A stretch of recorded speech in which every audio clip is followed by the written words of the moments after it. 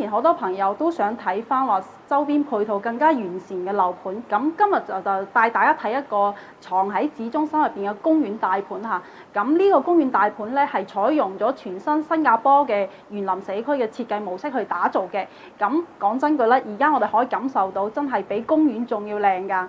咁落咗樓嘅話咧，就真正可以去咗新加坡度假咁樣嘅形式啦。咁我哋可以睇到成個園林設計真係好靚，有水景啦，同埋好多名貴嘅樹木。咁落去散步嘅話咧，就好似真係行緊公園咁樣啦。